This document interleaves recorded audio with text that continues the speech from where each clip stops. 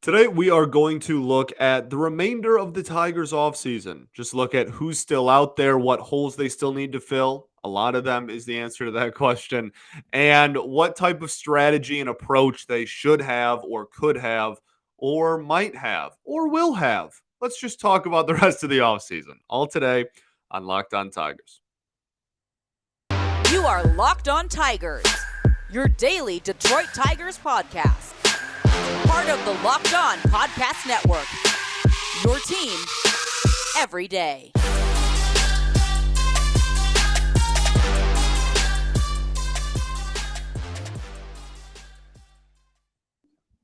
What is up, everybody? Welcome back to another edition of Locked On Tigers. I'm, of course, your host, Scott Bentley. Today is Friday, December 16th, 2022. Thank you for making Locked On Tigers your first listen every single day. We are free and available wherever you get your podcasts, including YouTube. Today's episode is brought to you by BetOnline. BetOnline, as you covered this season with more props, odds, and lines than ever before. BetOnline, where the game starts. All righty, Roo. Ladies and gentlemen. So today we are talking about the rest of the offseason. And we had a move yesterday. And as I said in yesterday's episode, I had an entire episode already recorded and ready to rock. And then they decided to make a move. And in like the first segment, I still talked about the Matt Boyd thing. And in the second one, like I talked about starting pitching. And I think my opinion of that shifts a little bit with the Lorenzen thing. So rather than just kind of regurgitate and just give you that episode as Friday's episode and pretend like it was new, I wanted to give you a new outlook because I'm a different man than I was just 24 hours ago. And so I think that where do we start? I just want to go through the 40-man and re-talk about where the holes on this team lie. And I'm not just doing it to be repetitive and like, oh my goodness, he just talks about what this team needs every day. It's not what I'm trying to do. My outlook is starting to change on certain positional groups. Okay. And I think the best way I can articulate what I'm doing for the rest of this episode is to just jump in and do it with a position. And then hopefully you understand what I'm trying to do. Okay. So we're going to start with catcher. And the reason that I'm starting with catcher is, again, I think it articulates the premise of this entire episode the best. Okay. So catcher is a position where if you can go back, right? All the episodes I've ever had are still on the internet, right? So you can go back and you can rewatch or listen to, however you take in this podcast. You can see my take on the catcher position when like the Wilson Contreras rumors were like starting to go around. And we started game planning and just talking about what catcher was going to look like for this team. And I was very much of the belief that the catcher position was something that it was far from our biggest hole, right? It was not our biggest need whatsoever. However, I did think that they needed to bring in a catcher. And every day that goes by, I become less and less convinced that they are going to bring in a major league, like legitimate 1A or even 1B catcher. I think that I'm reasonably confident saying that ship has just flat out sailed, right?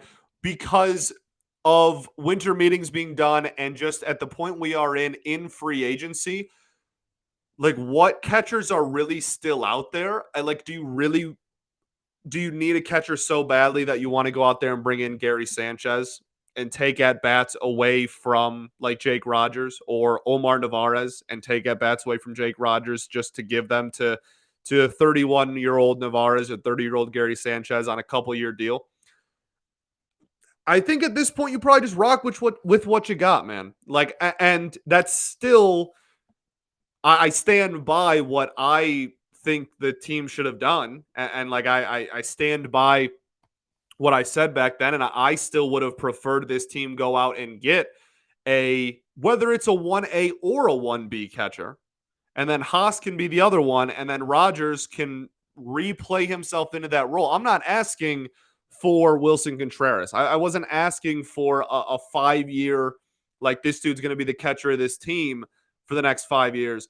I just, and I sound like a broken record, and I don't want to just keep saying this every single show, but Jake Rogers has not seen a major league pitch in over a year and a half by the time opening day rolls around. Okay. Like I have a hard time putting a ton of stock in him just in 2023, especially the first half of 2023, given that at the major league level, he's only really produced offensively in one half of a season. Now, I still like Jake Rogers as a player a lot, and I still think that he has the potential to be to earn a legitimate timeshare in this backstop. I do. I think that he absolutely has the ceiling to reach, whether it's 1A or 1B, honestly, whatever.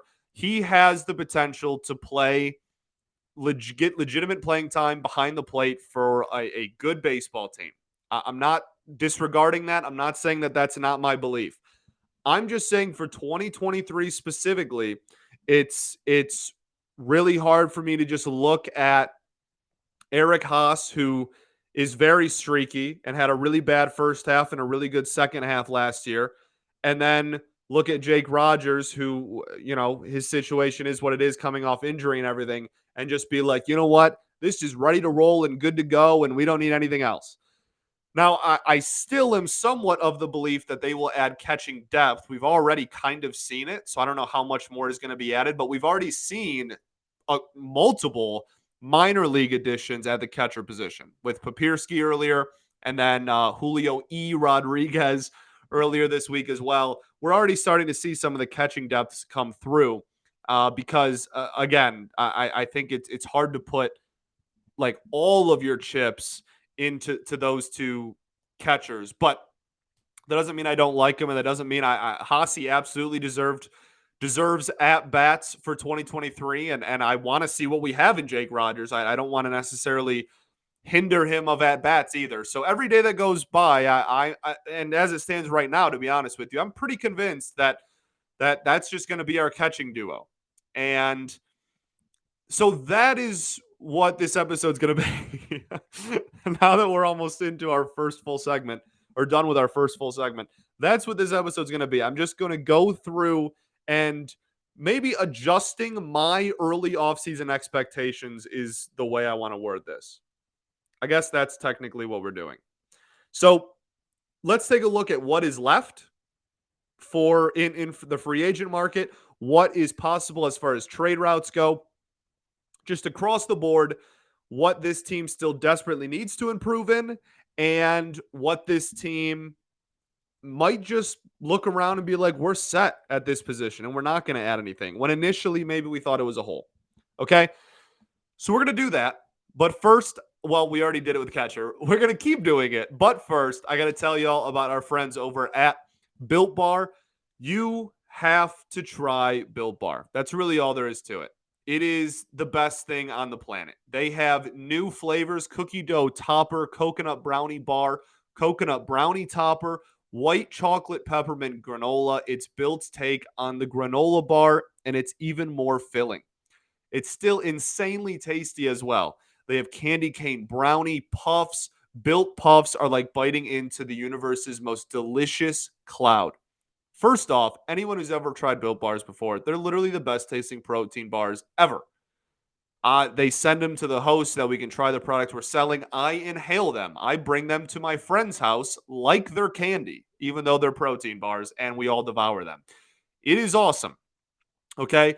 Just sink your teeth into that first bite. It'll change your life forever. I'm not kidding. There will be a time before you tried these new Built Bar flavors, and then there will be a time after, a magical, wonderful time after you take those bites. You're probably wondering which new flavor is my favorite. Honestly, right now, it's pretty unanswerable.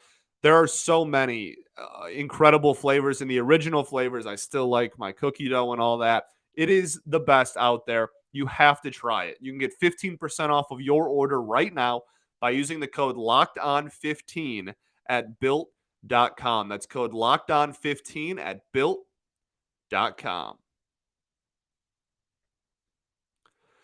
All right, everybody. Welcome back here. Segment 2 of Locked On Tigers. Thank you for making us your first listen every day. For your second listen, check on the Locked On Sports Today podcast. From the games that matter the most to the biggest stories in sports, go beyond the scoreboard and behind the scenes with local experts and insights that only Locked On can provide. The Locked On Sports Today podcast, available on this app, YouTube, or wherever you get your podcast. Alrighty, so we started with catcher. I feel like that was an easy one, and just again, the one that really drove my point home the easiest. So let's take a look at the infield, okay? First base. I refuse to believe, refusal. My brain rejects the idea that it is possible for this team to not bring in some sort of insurance option or safety valve at first base if Torkelson struggles again. I refuse to believe they will do it 2 years in a row. I refuse. Okay? Fool me once, shame on you. Fool me twice, can't get fooled again. Okay? Like, I do not believe that it's possible. So I'm not changing my expectation in that regard. Now, who could it be? I am still of the belief, I guess my opinion really hasn't changed on first base at all then, because I am still of the belief that they're not going to bring in somebody that only plays first base, because plan A is still very much going to be Spencer Torkelson. And that seems super, honestly, just like a waste of money, which I don't think this ownership group is very fond of, to bring in somebody who only plays first base to be the safety valve option. And then if Torkelson works out, then it's just like, all right, well, like, I guess you just sit on the bench all year, or you get DFA'd in July or whatever. That doesn't seem like the best way to allocate funds. And so I still think they're going to bring in somebody that maybe plays the corner outfield and can play first base, or somebody that plays third and first. Just somebody who has a little bit of versatility, so that if Torkelson does work out like he is supposed to and like the plan is supposed to, then he still has a role on this team, whoever this plan B safety valve at first base option is. But I refuse to believe that we're going to get into June, and if Torkelson is really struggling, they're just going to look around and go, oh my goodness, we did it again. Where is Harold Castro when you need him? I don't think that is the reality we'll be living in. So hopefully all this is null and Torkelson just hits really well and everything's just fine. But that's how I still feel about first base. I guess my opinion has not really changed on the matter up to this point. Second base, we're going to clump with third. Okay? And just like, stay with me here for a second. Okay? Jonathan Scope played an amazing defensive second base this season and was really dreadful at the plate. Okay? Everyone is aware of this. He's, I'm sure, aware of it. Put one of the best defensive seasons in any position in all of baseball together at second, but unfortunately was one of the worst qualified hitters in the sport as well. He only has 1 year left on his deal. So my thing is, people are like, oh, is Scope going to move to third? Like, that could be possible. He has the arm for it. You don't need a ton of range usually to play third. You just need really good reflexes. He certainly is a good enough defender to do it. I think Scopey could play third. I genuinely do. My thing is, you're just prolonging the inevitable anyways. So, like, what's the point? And what I mean by that is there is no chance. I love the dude. I am so grateful for what he gave this team over the last 2-3 seasons. When he first came in, which was a terrible Tigers situation, and he came in and was one of the best hitters, I will forever love him and be grateful that he was a Tiger. There is absolutely no chance he is on the Detroit Tigers in 2024. It's zero. Okay? So, my thing is, we want to bring in a second baseman instead and then move Scope to third. Well, okay. I guess that's great. You got a long-term second baseman option, but now you still have a hole at third. You put bubble gum over a leaky pipe for a year, and in 9 months, it's just going to burst open again. Like, then you just still have a hole at third base. At this point, we have to treat Jonathan Scope like a rental, not like somebody who's been here for 3 years, because he only has 1 year left on his deal, and we're not re-signing him. Okay, he might not even make it through the trade deadline if he hits well enough, right? So it's weird to me, the whole like, oh, is he going to move to third? I mean, I guess like if there's a second baseman out there they really like, but the second base market also isn't that great. You want 33-year-old Gene Segura because he's probably the best option. Frazier just signed with the Baltimore Orioles. That ship has now sailed. And then immediately after those top two, you're automatically talking about Josh Harrison, Rougned Odor, Jonathan VR, who, like, at that point, just keep scope and get a third baseman. I don't think we're in love with any of those guys. Harrison's been a Tiger before. Like, so I understand like the versatility and trying to, try some new things or whatever, but long term, moving scope to third would change literally nothing.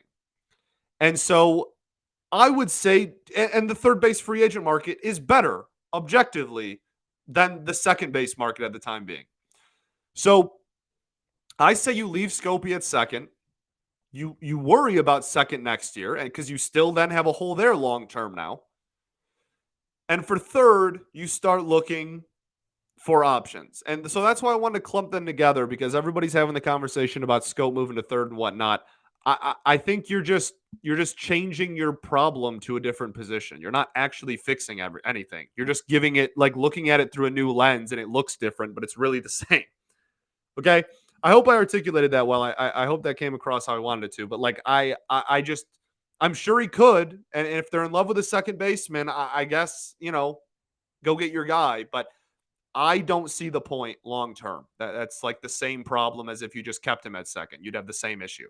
So we'll see what happens. They definitely still need one of those two positions. Also, I don't want to make it sound like I think Scope is moving to third. I don't think that's happening. That's just like a discourse going throughout the fan base right now and stuff. And so I wanted to address it. I think he will be the opening day second baseman. I don't think Jonathan Scope is going anywhere in the diamond or off the team, I guess, for that matter. But they definitely still have a hole at half of those positions between those two. And they definitely need to bring in a third baseman, assuming Scope stays at second. That's something you cannot roll into the season and just go, yeah, we didn't address that. We're going to let the kids play there. You can't do it. You can't. You don't have a prospect of the caliber who on opening day is just going to be ready to take the reins at third. We've talked about Kryler before. We've talked about the even like the new additions, right? Henry Malloy. Like it's just you have to address third. You have to. Okay, so that one I still remain in the same breath. That's not even what I was trying to say. I remain in the same mindset. That's the word. Breath? Okay. So I have the same mindset there. Shortstop, really quick. Javi Baez is going to be your opening day shortstop, whether you like it or not, whether you love him or hate him.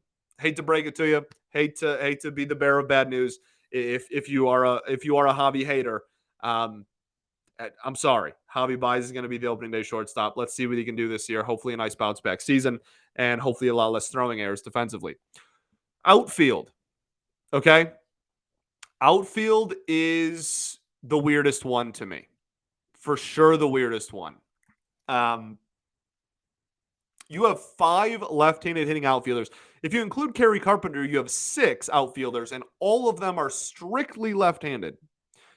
Carpenter on the team's website, by the way, is listed as a designated hitter currently. So that's why I have not been including him in the outfield group when I have these conversations over the last few weeks. I've had a couple of comments like, hey, what about Kerry? I love Kerry Carpenter. I think he's going to get a lot of at-bats this year, but I think he's going to platoon with Miggy at DH for a majority of them. And I think that he will play in the outfield. I'm not saying he's going to record 0 innings in the corner outfield, but I think they will utilize him as the DH against righties a lot more than anything else. So anyway, even if you clump him in there, still a lefty. So I still believe that Scott Harris wants to add a right-handed hitting outfielder. I do. I still believe that that's on his wish list. I still think that Will Myers makes a lot of sense. Good walk numbers, can play first base, and is a right-handed hitting outfielder. I think that checks a lot of boxes. I think that makes a ton of sense.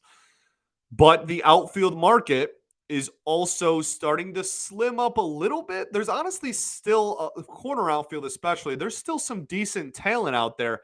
The thing is, there's still a lot of lefties out there. Like right-handed hitting outfielders, for whatever reason this year, if you're not named Aaron or Mitch, like you're a lefty for some reason. And so you are, and again, like I'm not saying there's zero. Like we talked about Myers and whatever, but and Duvall and such, but it's a slimming market. It was already a slim market, and it's getting slimmer, right? It's losing weight. So I think that's still something you have to address. Jurickson Profar is somebody that I guess could fit that bill. I don't know. There's a ton of names, I guess, that are all kind of that similar caliber, but it's it's getting thinner. It's getting thinner, and the longer you wait, you have the potential of getting less and less production, obviously, out of the player who you bring in. So I don't know. I guess that's why it's the weirdest to me. If they rolled into opening day with the 5.5, we'll call Kerry Carpenter half of an outfielder, with the 5.5 outfielders that we have, it wouldn't shock me. I'd be like, all right, well, I mean, makes sense. Like you have two on lock. You have Meadows and Green 100% are starting in the outfield, center, and then one in the corners. Okay, guaranteed, 100%. So you only have one starting spot open. Akil Badu, love the dude. Hope he bounces back. Hope that he can provide a really nice bounce back season and get back into that groove and reassert himself into that, like, hey, I'm a part of the future of this team role. But we have to call it what it is. And like last season, he was brutal at the plate. So it's just, I can see it going either way. Like Parker Meadows is not going to start the major league season, not going to start the season at the major league level. Akil Badu, I don't think you can instill your trust in to just like be the opening day starting corner outfielder. Bly Madris was a waiver claim. I don't think you're penciling him in to be the opening day starting outfielder. And Kerry Carpenter, I guess if like Miguel Cabrera is starting the season as the DH for like, April while fans are still in the ballpark and whatever to sell tickets and whatnot, I guess Carpenter can be one of the corner outfielders too. But it's wild for me to think that they won't address it. But given the market remaining, it also wouldn't be the most shocking thing in the world if they didn't. Like I wouldn't be floored.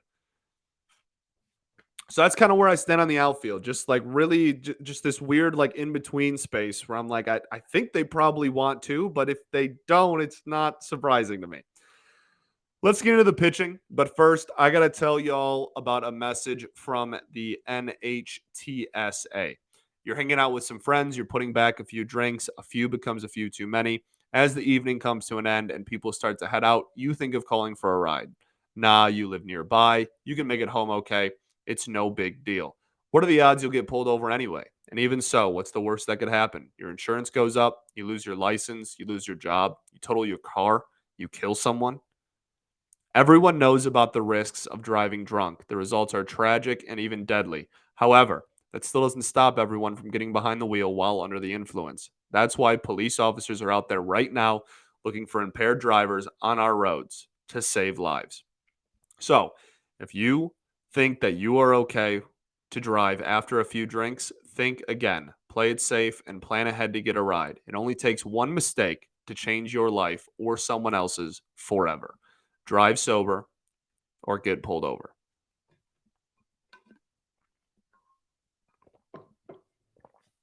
All right, everybody. Welcome back here. Third and final segment of Locked On Tigers. Going through the pitching staff now to end the show. Bullpen, that's a really quick one for me. I'm not a big pay relievers guy. I'm not. And I know that some of you have already voiced your disagreement with that. And I love the debate and I love the conversation. I love that there's a million different right ways and a million different wrong ways to build a baseball team. So when I think about roster structure, I'm not allocating a ton of funds into the bullpen. That's not how I would address it. In my eyes, almost all relievers are failed starting prospects. Okay, almost. There's obviously some exceptions. Sometimes there's a kid from Tennessee that throws 105 miles an hour and he gets drafted in like the second or third round because he throws 105 miles an hour.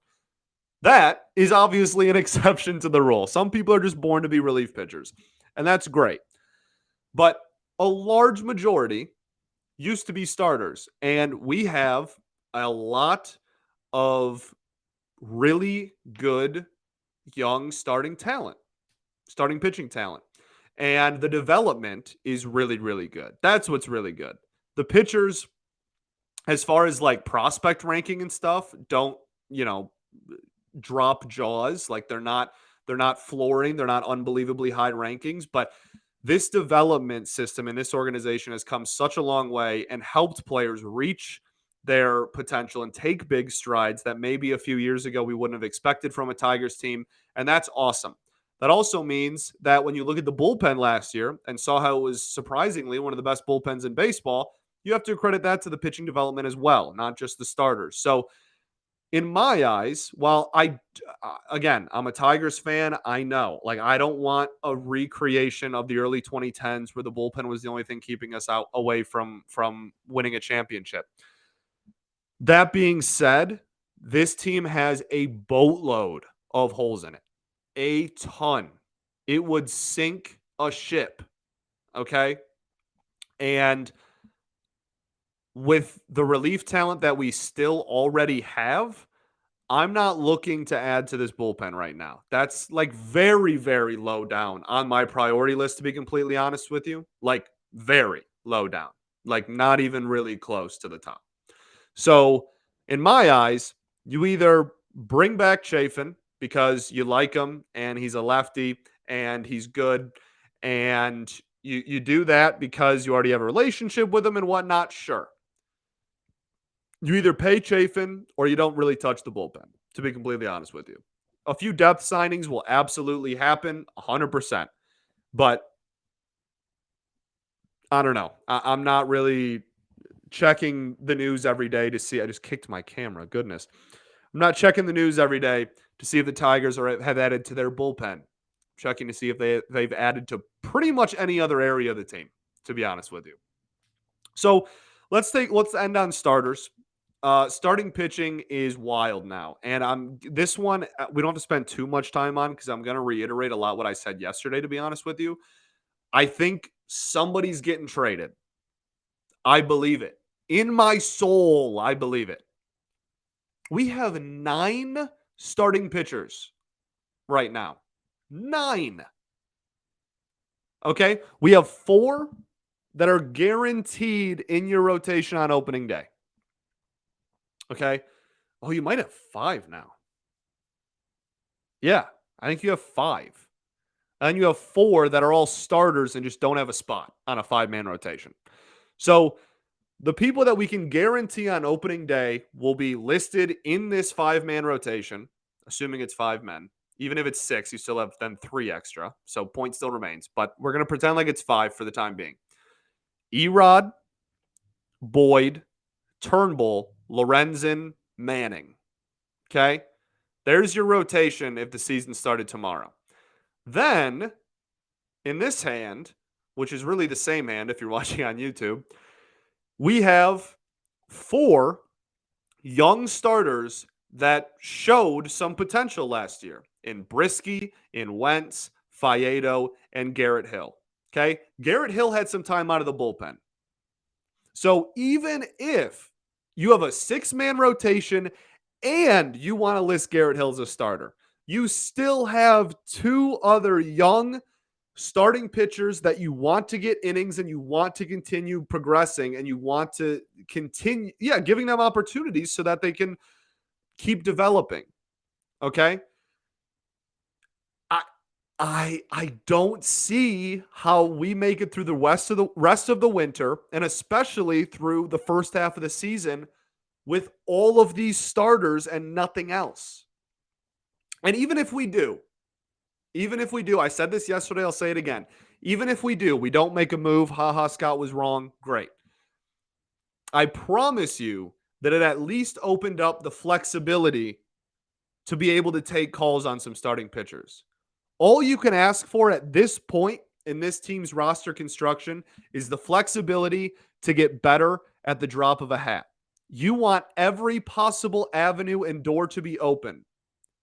And now you have so many starting pitchers going into next season that another door that maybe was closed that is now open is if somebody approaches you and says, we need starting pitching and we're willing to get rid of a young bat to do it, you can answer that phone call and you can open that door.